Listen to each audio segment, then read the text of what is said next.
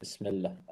Good afternoon and welcome to another talk of these series in review of religious research or something like that. We call it in Farsi مرور مطالعات. This is our first talk in English in this series and the third talk of the series.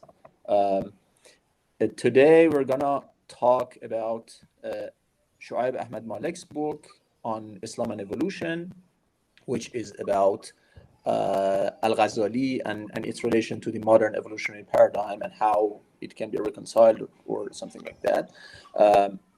I'm very glad to have Dr. Shoaib Ahmed Malik as a guest here. Shoaib Ahmed Malik is Assistant Professor of Environmental Sciences at Zayed University in Dubai.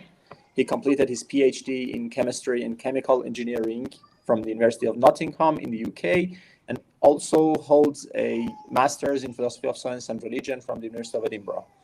His publications include this monograph, which is the subject of today's talk, and a number of other articles in Science and Religion, Atheism, and so on and so forth.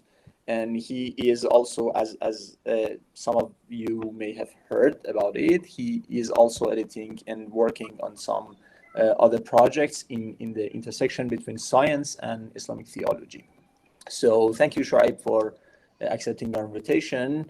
I think we can have your talk for like 45 minutes or something like that, and then have questions and answers. Okay. Thank you, and the floor is yours. Thank you so much, Mohsen, and generally the Hanif Center for Religious Studies for inviting me. I appreciate the invitation.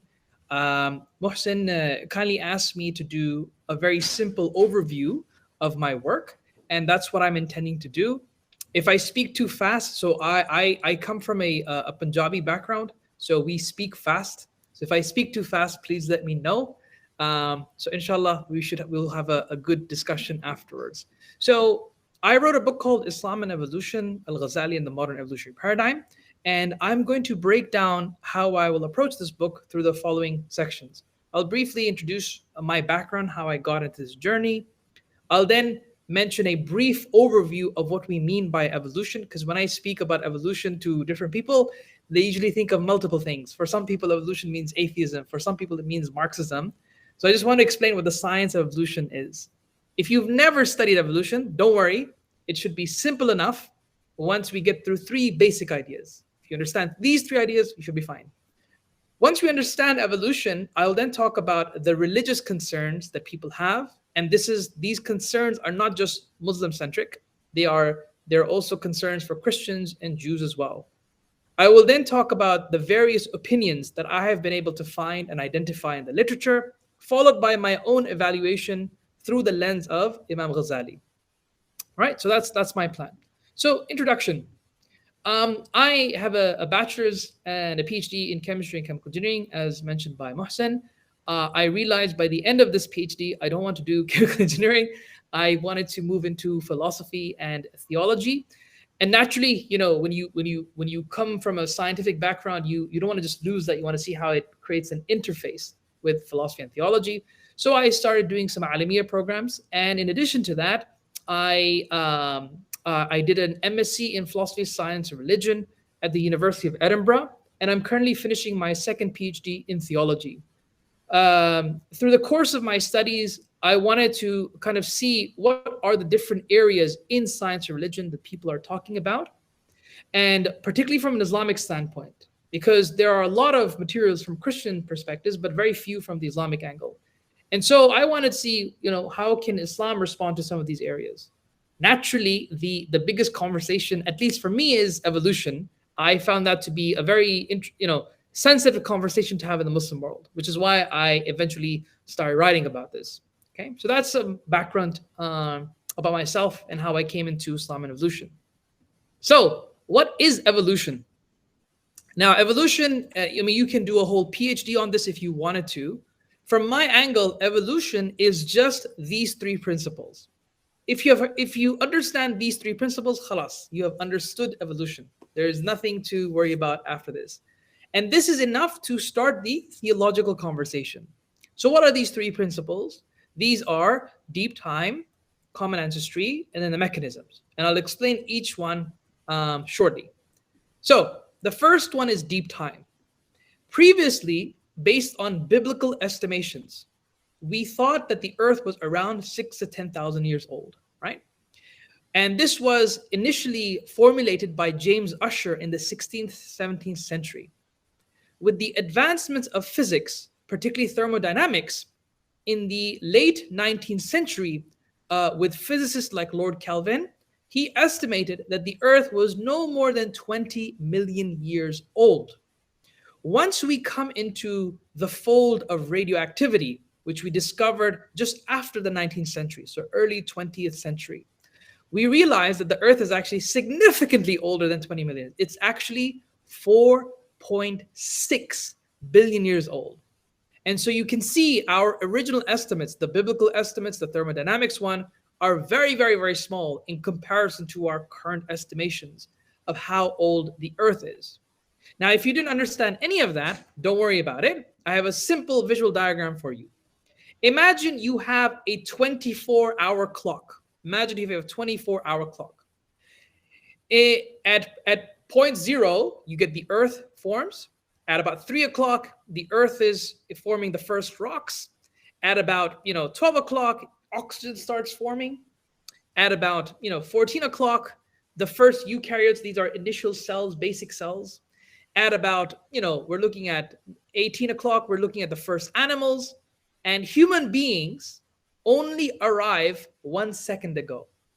So if you put the history of the Earth in a 24-hour cycle, human beings, Homo sapiens, only came 1 second ago. In other words, what I'm trying to articulate is the Earth is really, really, really, really old. That's what deep time means. That's the only thing that it means. It's far older than our traditional estimations from a civilizational perspective. So that's that. Then we have the idea of common ancestry. Common ancestry is again, a very simple thing. I have an interaction in the classroom. So I ask, do you have parents? People say yes. Do they have parents? And then people say yes, and on and on and on. And when we want to visually represent our lineage, we have a family tree. We put these as decorations in our houses, or we have albums, right? And evolution says the same thing. Evolution says that there is a big family tree that connects all biological entities. And it looks something like this. So in this diagram, we have something called the origins of life, which is when the first life form started. Okay, this is when the first life form started. Once that first life form started, eventually we begin to see different species emerge out. And according to the theory of evolution, human beings are no exception to this process. Human beings are part and parcel of the evolutionary paradigm. Now, just to make it clear, to make sure there's no confusion later on, there is a difference between origins of life and origins of species. The origins of life is a detailed study called abiogenesis, which is how the first life form, that cellular assembly, started. Biochemists from around the world are trying to synthesize the steps, which leads to life, right? So how do you go from nitrogen, oxygen, phosphorus to the basic cell? So that's the origin of life study. Evolution doesn't discuss abiogenesis. Evolution is not this area. Evolution is once the first life form started, the first cellular assembly, how do species emerge? That's why Charles Darwin's book was not called Origins of Life. It was called Origins of Species. So evolution, abiogenesis are two different areas of specialization. If you want to study how life emerged, you study abiogenesis. If you want to study how species emerge, you study evolution. And I just wanted to clarify this because on most occasions, many people confuse the two. And I want to make sure I use the opportunity that I get to make sure that this confusion is eliminated. Now, the more sensitive area for many religious people is the common ancestry between chimpanzees and human beings.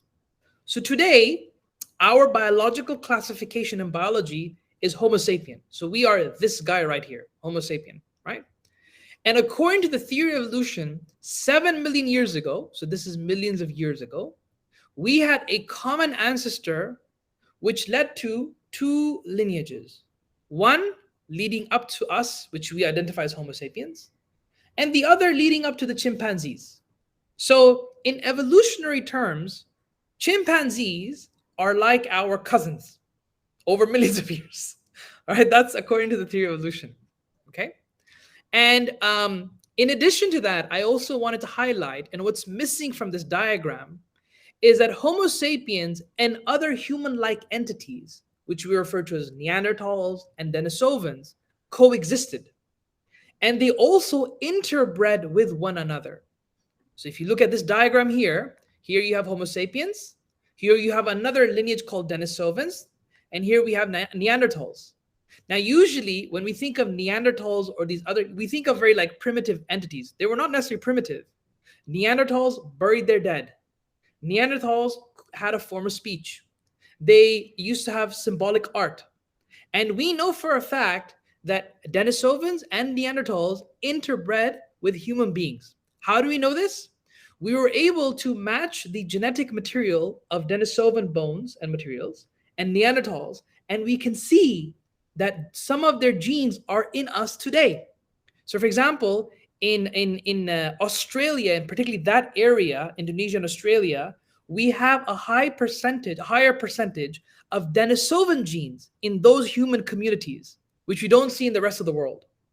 And likewise, we have Neanderthal genes, which we find in Europe, India and Pakistan, Iran included, and they don't exist in any other parts of the world, which shows us that early Homo sapiens, i.e. early human beings of sorts, they interbred with these entities, which is an interesting thing to discuss.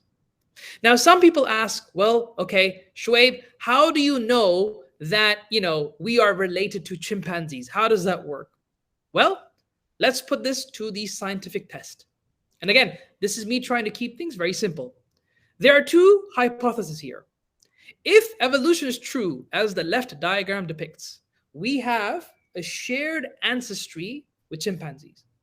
If creationism is true, the idea that Allah subhanahu wa ta'ala, He created each species directly, miraculously, instantaneously, then there should be nothing that they share in as a common denominator. So how do evolutionists prove that there was ancestry? Well, one piece of evidence comes from genetics.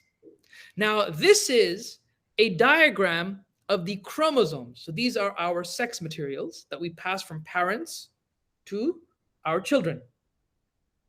Human beings, we have 22 chromosomes. So 22 chromosomes. Chimpanzees have 23. And if you line them up, you can see they're almost identical. The difference is number 2, right here. For chimpanzees, which is the brown chromosome, they have 2 pieces. For us, in our history, they fused up, they connected. When you put these together side by side, you get about a 96% similarity. Taqriban. You get around a 96% similarity. But that's not the only evidence. That's not the only evidence. Another piece of evidence is based on something called endogenous retroviruses. Now, or short, they're known as ERVs, endogenous retroviruses. Now, endogenous retroviruses are those kinds of viruses which, if they infect you, they leave like a mark in your DNA. And if now you have kids, all the kids in the succession will have that genetic marker. So let's say, for example, an ERV came into me and changed my genetic material. That change will then be seen in every single one of my children for as long as that lineage continues. When we analyze ERV imprints on the chromosomes of human beings, we get several different matches, incredibly at the same place in the same amount. Now, on a creationist perspective, if creationism were true, it has to explain all these similarities. It wouldn't make sense. How are all these genetic materials exactly in the same place based on the same viruses inserting the same DNA?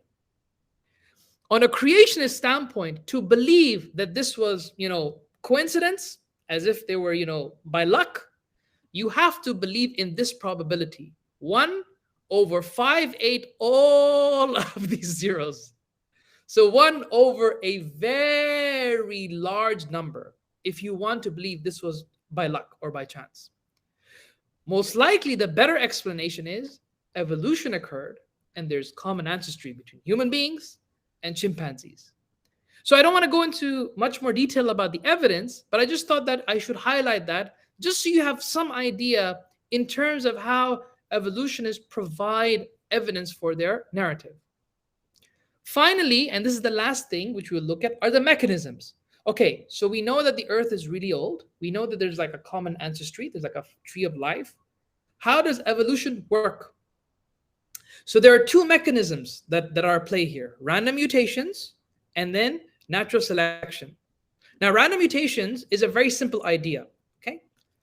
All biological things, human beings, chimpanzees, dogs, we have something called the phenotype. This is what we look like on the outside. So my phenotype, I have black hair. I'm losing hair right now. So I have beard, I have a mustache, right? All these things are my phenotype. But these things are embedded in my simplest biological unit, which is my DNA. My DNA codes my height. My DNA codes my skin color, the facial hair, all of those things. So when you see on the genetic level, you begin to understand that things called mutations occur. Mutations are when you change the genetic material. And there are many kinds of changes that occur in the genetic material. Sometimes genetic material gets added. Sometimes genetic material gets deleted, as you see here at the bottom. Sometimes because of radiation, the genetic material changes. Sometimes when parents, when they have kids, when the DNA is being copied from the parents to the offspring, sometimes the copying is not always 100%, so you get copying errors. All of those lead to mutations. And those mutations lead to the differences sometimes that you see between parents and their children. So if the same parents have multiple kids, you will notice that sometimes the children look like the mother, sometimes like the father, sometimes neither, sometimes both. It all depends on how the genes are mutating and adding up. That's where the same parents can have different looking kids. It's because of the mutations involved. So that's one mechanism. The other mechanism is natural selection. Again, this is a very simple concept. There's nothing difficult about natural selection. Natural selection is simply the idea, if you have a number of animals or species in a given context, if they are able to adapt to that environment, they will live. If they cannot adapt, they will die out. So let's look at, starting the left diagram, we have mice on the ground. We have black mice and white mice, and there's a black landscape. Now there's a predator at the top. The predator, let's say, is an eagle. That eagle wants to eat mice. Now, in this particular context, it can see the white mice. It won't be able to see the black mice because they're camouflaged. So over time, the population of white mice will go down and the population of black mice will go up. Why? Because in this landscape, in this situation, the black mice have a survival advantage. That's the reason why. If you change the situation and you took these mice to Antarctica, where the landscape is entirely white, you will see the opposite. The predators will be able to see the black mice very easily, but not the white mice because they can hide in the landscape. And so what is a good survival value changes from one landscape to another. And when you combine all these three, this is what we mean by evolution. That the earth is really old, deep time. We exist on a tree of life scenario, common ancestry. And the mechanisms which allowed evolution to work is random mutations and natural selection. That's it. And this is all you need to know to start the theological conversation, at least according to me. And let's look at the religious concerns. From a religious standpoint, there are several problems that come out of evolution. And I'm just now stating general concerns, right? General concerns. To some people, evolution undermines God's existence. Some people believe that if evolution is true and we now have a scientific explanation, then khalas, we don't need God. That's what Richard Dawkins says. He provides a narrative which says that you can either be an evolutionist or a religious person, but you cannot be the two. And many Muslims think like that. Many Muslims that I know at least think like that. Another thing is, it questions God's omnipotence, his qudra, and his ilm, his omniscience. if you believe in natural selection and random mutation, it seems like there's no goal, there's no directionality, there's no teleology. Doesn't seem like there's a purpose. Things are just operating by chance. Is this really befitting of Allah? Right? Is this really a process that dignifies Allah, that matches the jalal of Allah? Right? So that's another question. Another question is that it potentially even questions Allah's rahmah, His benevolence. We have a process that is existing for billions of years, and we now know, based on our estimations, that 99% of all species that ever existed are extinct. They died out. 99%. If we believe that there is an omnibenevolent God, why would He create such a long, cruel process? So that's one question that is raised. Another question is, if human beings really are the product of evolution, what makes us unique? Right? Because generally across all Abrahamic religions, we have this idea of haqiqat al-insan, that there's something very special about the nature of human being, right? That he's a very pivotal creature. He's a very unique creature. If evolution is true and human beings are just a product of that, what makes us so different? And finally, some people believe that evolution undermines nusus, scripture. It undermines religious scripture. We have creation accounts of Adam and Eve, and this seems to be problematized given evolution, right? Now, how have Muslims responded to the theory of evolution, right? So this is just a basic primer. I think all of us are familiar with this. So Muslims generally believe that God created the world, that God sustains laws of nature, that God can manifest miracles, and God sends down scripture. Generally speaking, at least from my analysis, the age of the earth has never been an issue for Muslims. It's never been a concern, right? When we talk about sittati ayyam, it means it's translated roughly as 6 days, but ayyam in Arabic is flexible. It can mean spans of time, any spans of time. So that's why you have never seen young earth creationism, the idea that the earth is really young. No one has raised that as an issue. In the American context, in the Christian American context, this is a huge issue. We have very strongly motivated Christian scholars and groups who believe that the earth is genuinely 6,000 to 10,000 years old because of biblical commitments, right? So that's an issue, I think, in Christianity, but I don't think it's an issue in Islam. Then there's the issue of non-human beings, right? So generally, from my analysis of scripture, non-humans are not problematic. They could have been created by creation or not, right? The key concern, as far as I can tell, for a lot of Muslims is human evolution. Can humans be the product of evolution? That's the key concern, right?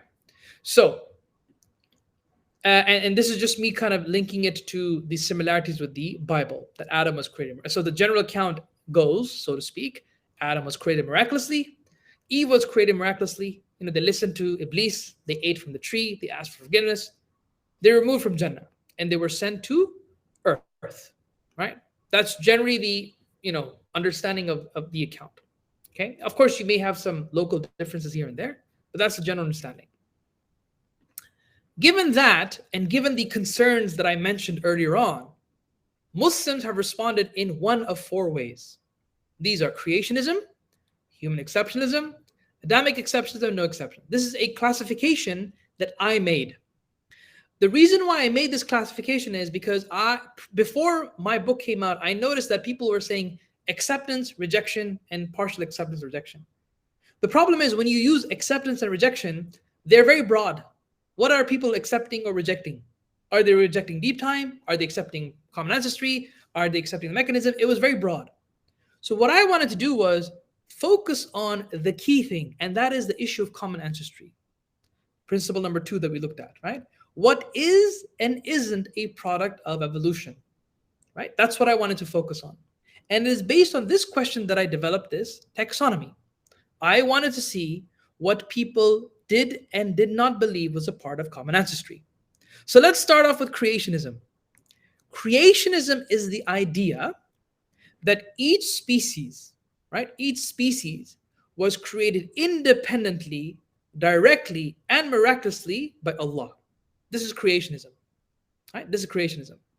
Now, I have created two types of creationism. Creationism A. If you notice here that you will see species starting at different points and ending at different points, right? And this is one type of creationism. Another type of creationism believes that all species, both that are alive today as well as those that are extinct, they've died away, all of us were created on the same timeline, exactly the same point. I have seen both types. According to this, humans have lived side by side to dinosaurs, according to this interpretation. Okay? So that's creationism. Can I just get a quick answer? Is everyone following me so far? Just a quick yes or no in the chat. Is everyone okay so far with the, yeah? Okay, Mohsen said, yeah. Okay, very cool. Okay, excellent. All right, cool. So that's creationism and the different kinds of creationism. We then move on to, human exceptionism. Human exceptionism is the idea that evolution is true. Khalas, evolution is true except for human beings. Except for human beings. So here, where you see that little star there, Adam was created at that point in time. Adam was created then. Okay? And him and his descendants were unaffected and did not have anything to do with what coexisted at the time. Right? So it believes that evolution is true for everything else except for the human being. That's why it's called human exceptionism. We then move on to the third thesis, which is Adamic exceptionism. Now, this may sound confusing because you have human exception and Adamic exceptionism. What is the difference? Adamic exceptionism is the idea, okay, Adam and Eve were created miraculously. Okay, we'll entertain that. However, this position maintains, since we don't have any scriptural commitments as to when he existed, number one, we don't know when he existed. Quran and Hadith don't tell us.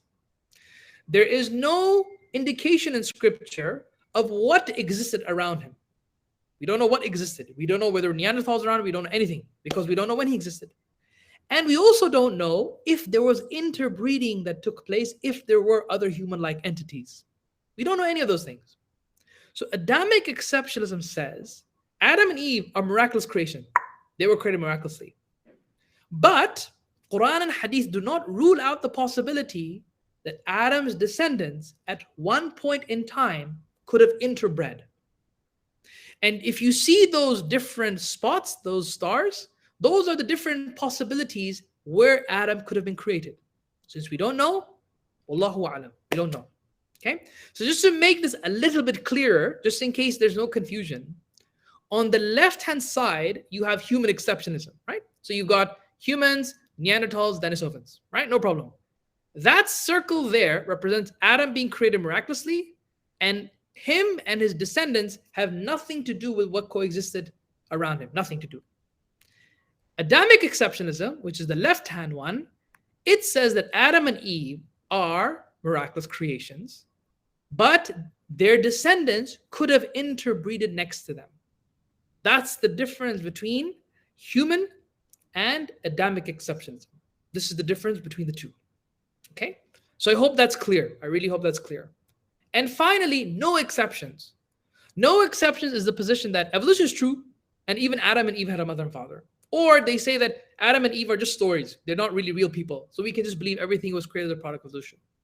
And generally, this camp believes, sometimes they will believe that miracles don't exist because they want to preserve a scientific narrative. Other times they believe it because of, they believe they occupy different scriptural mechanisms. So there are a variety of ways that people arrive at this position. But this position believes that everything had a mother and father. That's what this position believes. Okay? So now we've looked at the different positions. We've looked at how Muslims have responded to it. Now, how have I analyzed these positions? How have I looked at it? So in Islam, we have two big camps. We have Sunni Muslims, we have Shi'i Muslims, right? In my work, I largely adopt the Sunni methodology. And within the Sunni camp, you have various theological schools. You have the Ash'ari school, you have the Maturidi school, you have the Athari school, or the Salafi school, right? I specifically analyze this conversation from an Ash'ari perspective. And within Ash'ari school of thought, you have various scholars. you have Imam Abu Hamid Ghazali, you have Baqlani, you have Abu Hassan al-Ash'ari.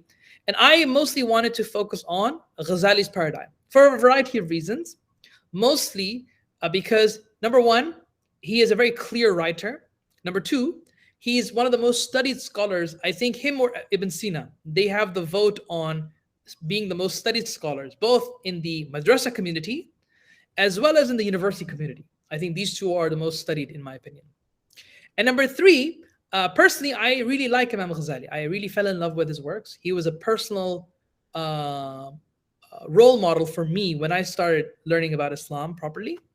And so I felt like, let me utilize his framework. Now, Ghazali is a difficult thinker, right? He's not a clear thinker in the sense that each book that he wrote with a particular audience in mind. So he has books on fiqh, like his Al-Mustasfa. He has books on kalam, like his Iqtisad, right? He has books on tasawwuf that he sometimes writes about, right? Ihya is potentially considered as a Sufi book of sorts. So I mostly analyzed through the prism of kalam, ilm al-kalam.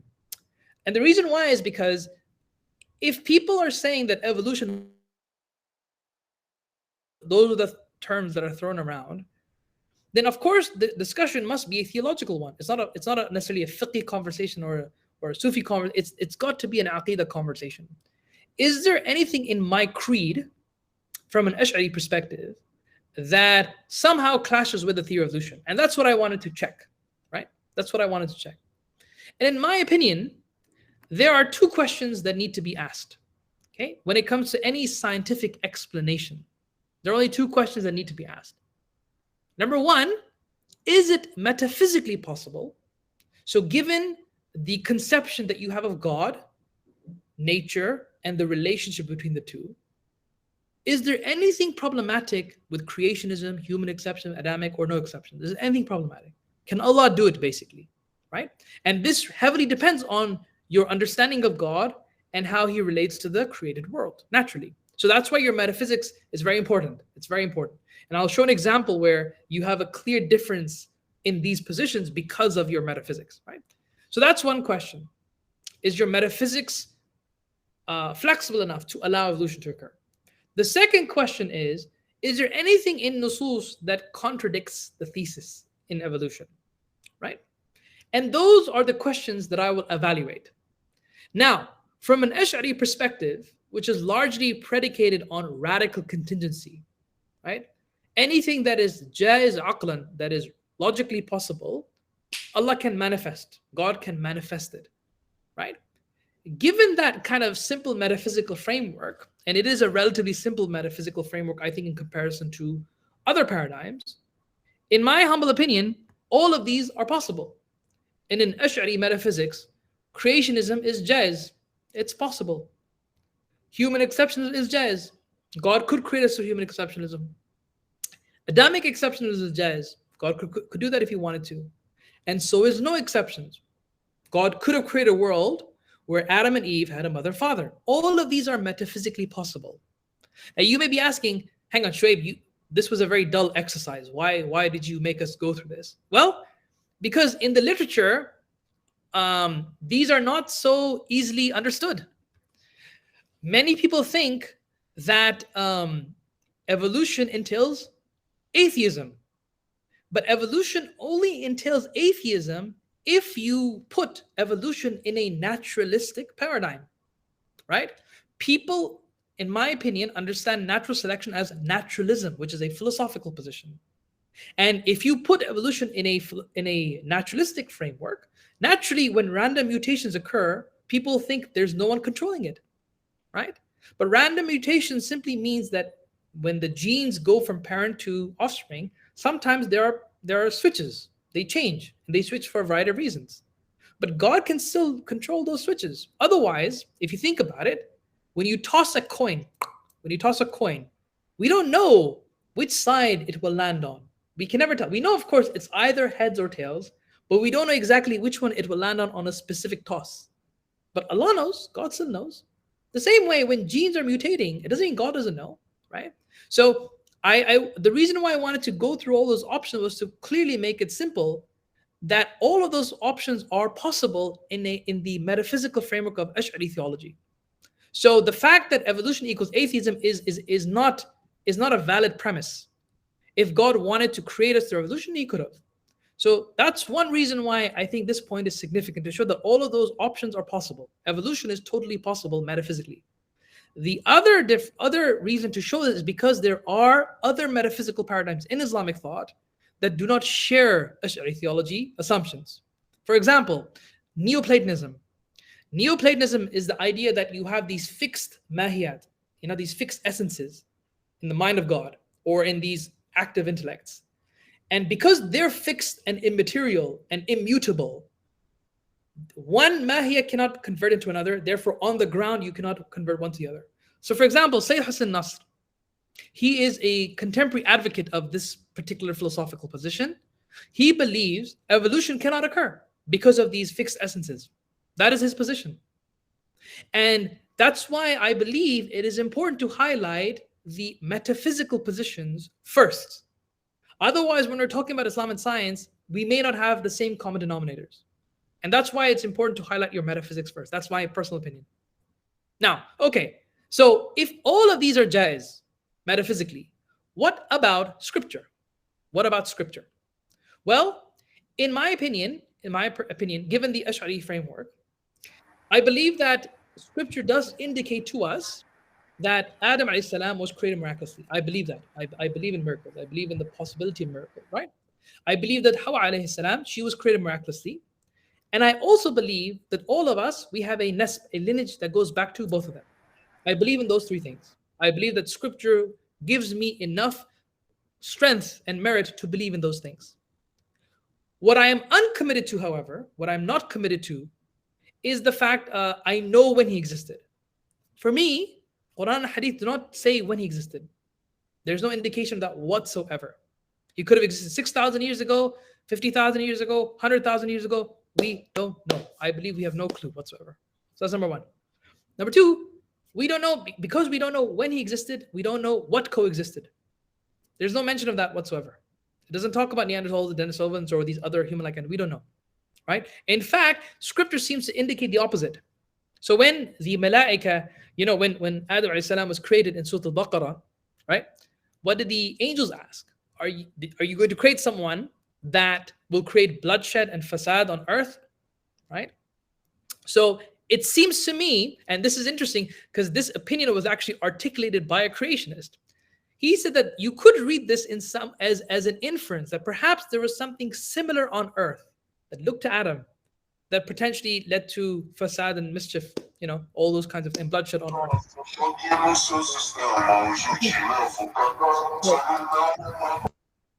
Right. Sorry, I don't know what happened there. So, yeah. So that possibility seems like a possibility. And then thirdly, I also don't believe that there's anything problematic of there being interbreeding scenarios. I don't think there's a problem with that whatsoever. The one thing I do have a problem with is believing that Adam and Eve had a mother and father. I believe that hermeneutically, those might be I think contradicting the text. This is my at least understanding. And so for me, scripturally speaking, I am open to creationism and human exceptionism and Adamic exceptionism, but I am not open to the no exceptions camp. That is my personal opinion. Given that, this is my summary. I believe that all of these are metaphysically possible in an Ash'ari framework. Scripturally, all of them have compatibility except for the last position, which is why I don't entertain that particular thesis. Thank you very much for listening to me. I'll be happy to take your questions.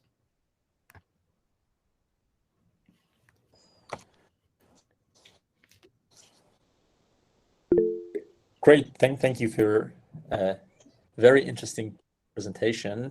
It was very clear, very astonishing. Thank you. So we $1,000 now. It was clear $1,000. So I think Saida has a question. Saida, please go ahead. Can you hear me? Yes, Salam Saida, how are you? Salam Shoaib, nice to see, glad to see you here, and to listen to your lecture on your book, which oh, so you're the rock star. You were playing music in the background. No, it's not me. It's not. So thank you very much for your lecture. It was very interesting. I still have a problem because maybe because of the lack of time, you didn't go deep into it.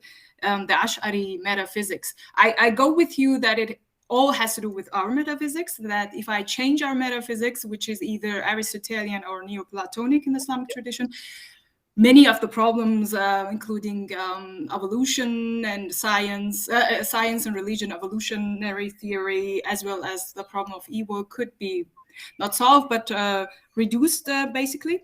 But you didn't mention what is the difference between your metaphysics, like Ash'arite metaphysics, and that of the other, like you mentioned the difference between Neoplatonic one and the Ash'arite one, but I'm not familiar with the Ash'arite tradition. As far as I know, it is for me, very deterministic, which is also criticized by Iqbal. And well, I myself tried to give a response to the problem of evil based on Muhammad Iqbal's metaphysics, which is like a break from the tradition. So he criticizes the Ash'arite metaphysics for being deterministic, and a God who is omnipotent and omniscient. So you still have this omniscient and omnipotent God, and you're defending that, who is intervening constantly, and defending the theory of evolution. That would be like the question which you yourself raised: why should it take this long procedure, or why is God not creating a world in a way that wouldn't be full of that much of suffering and pain? And a God who is intervening, why is he intervening, or she's intervening now and not then? You know, still the Ash'arite metaphysics for me is highly problematic, which I would say like Iqbal's metaphysics helps better. And Adam and Eve, he, as you know, interprets the story metaphorically. So still more room to bring Islam into dialogue with modern science. Thank you. Yeah. So I completely agree with that. I do not believe that Ash'ari theology is problem-free. I'm the first one to say that. I think it has a problem with the issue of free will. I definitely believe that I don't think it has the potency to resolve it. At least I have not seen it yet. At least I haven't seen one yet. So I'm very critical and aware of the problems with the theological model. For the purposes of this book, I wasn't going into intra-Islamic differences and then seeing how it could impact evolution. The key purpose in this book was just to show, if you take a particular intellectual tradition and use this as a model to interpret something like evolution, this, I believe, can serve as a model for other investigators. That's why at the end of the book, I say that I want to see, Ithna Ashari responses. I want to see Maturidi responses. I want to see Rushdian responses, Akbarian responses, because I'm sure that that's going to play a big role. And the reason why I only highlighted Sayyid Hussein Nasr was just to show that it has significant implications. Like Dr. Nasr is very critical of evolution because he's so committed to these fixed mahiyat, right? And that's fine. If that's your personal belief, okay, no problem. That has issues, because it, from an Ash'ari standpoint, those lock God. From a Neoplatonic perspective, they believe that God in the Ash'ari model is like deterministic, as you probably said. So these, I think, inter-metaphysical differences will always be there. I don't think that they will ever be eliminated. And I think it will be down to the person what they feel most comfortable with. But I just wanted to show as an exercise that the Islamic tradition and the heritage is still relevant today. And it can be used to engage with, not necessarily conclusively address, but at least engage with the contemporary issues like evolution.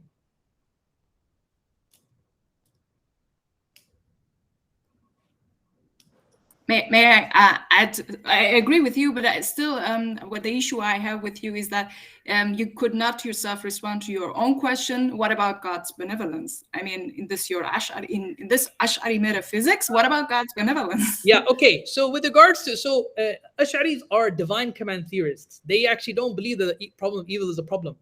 They say if they're suffering, so what? God can do it. He's all powerful. So that's why. The Ash'ari don't really have a theodicy. They actually believe in anti-theodicy.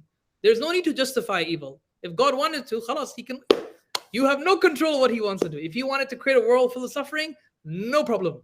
That's the Ash'ari response. It's a very cold response. I agree with that, but that's the Ash'ari response. Yeah, thank you. Great. Yeah, thank you. Farhad, please go ahead. Assalamu alaikum. Thank you very much for the very informative, very interesting talk. I really missed some part of it. You know, a few things, maybe because I'm driving also.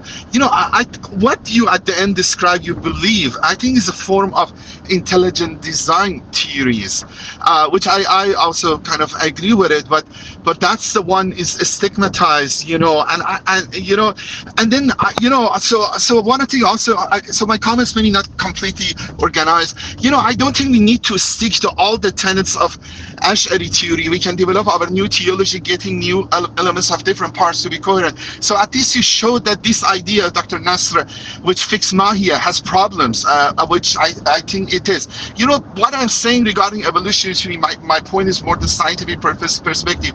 The way it's taught in the universities, I think is not very consistent with theistic view.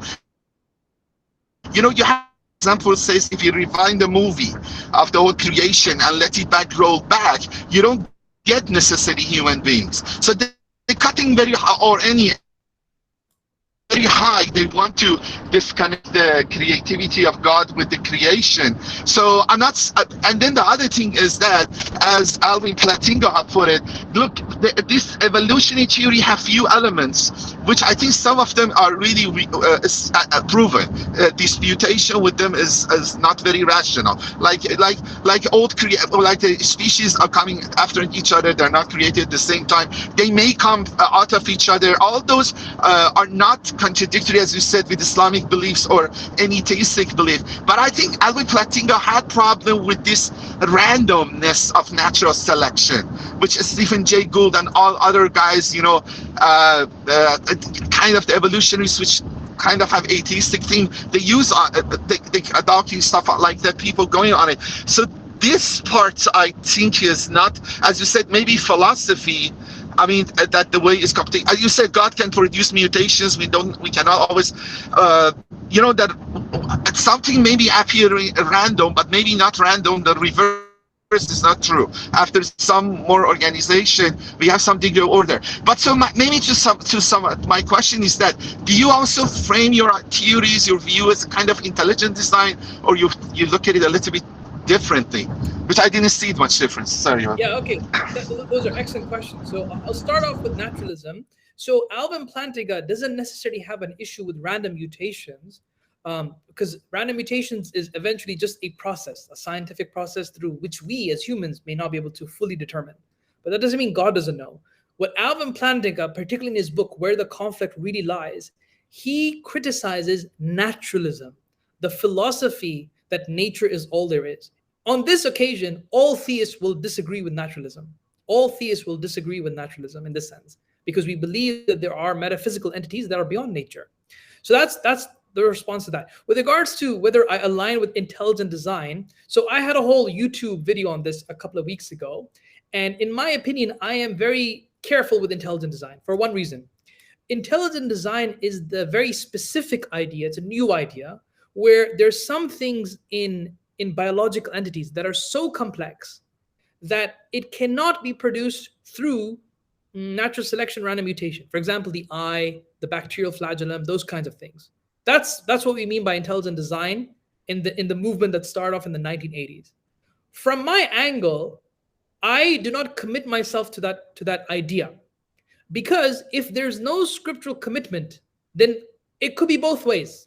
God could have created those through miraculous intervention, or God could have created those through a scientific process. So for example, the discussion about origins of life, abiogenesis, I have seen Muslims, they will defend this theory very, very rigorously. And they want to defend this because they believe it allows a space for God in this entire process. The thing is, however, Muslims do not have any religious commitment to this. Nowhere in scripture does it say, I create this miraculously. It doesn't say that anywhere. It could be created miraculously, it could not be. Both are open-ended.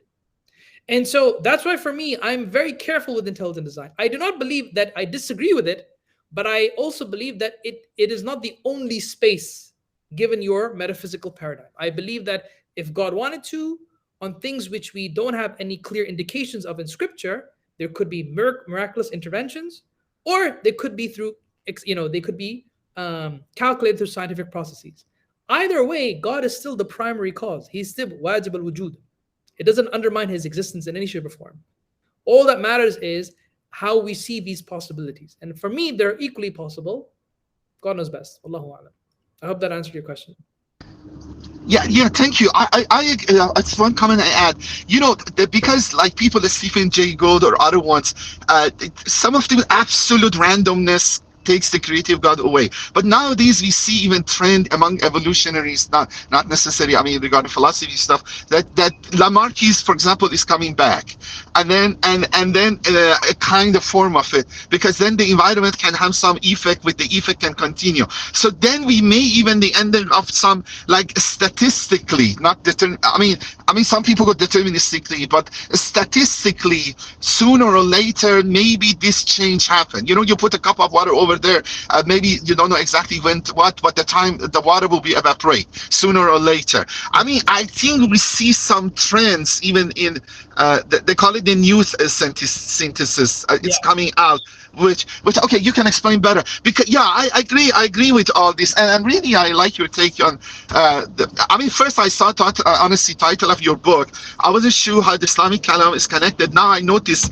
our choices in kalam can have effects, so I let other people discuss, or you have any other explanation. I really enjoyed it. Thank you. Thank you. So just to explain what Farhad was saying, so there was a development in the history of evolution as a scientific theory. When Charles Darwin first proposed the theory of evolution in 1859, he only proposed evolution occurred and the mechanism was natural selection. Genetics, DNA did not exist in his time. That came later in the 1920s, 30s, 40s, and 50s. When people realized that there was a thing called genes and DNA, they realized it coupled well with natural selection. And this merging of the two is known as the modern synthesis, or neo-Darwinism. Now what we're seeing is there's a number of biologists in the world now who believe that maybe natural selection and random mutations are not the only mechanisms. Perhaps there are other mechanisms that can be coupled with the theory of evolution. And this is what he was referring to as the extended synthesis, or also known as the third way. Now, what's interesting about these other mechanisms is that they have more teleology. They have more directionality. And so the fact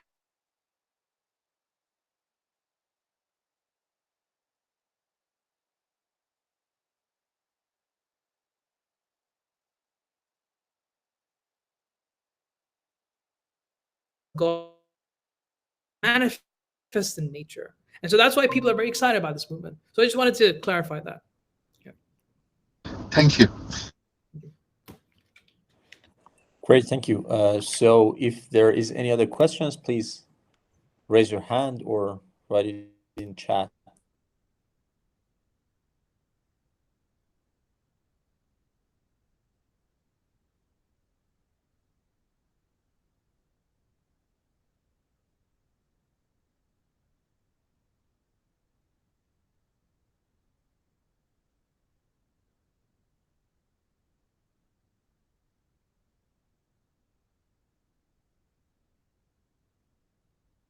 Yeah, sure. No, I just wanted to say thank you so much for giving me this platform.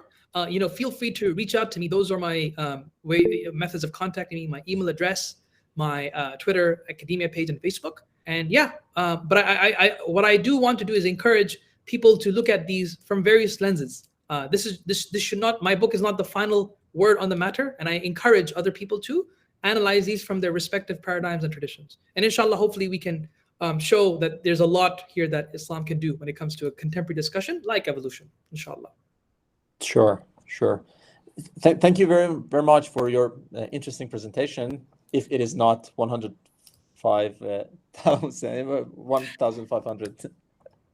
dollars. No, alhamdulillah. Thank you for inviting me, and thank you so much to the center. Thank you.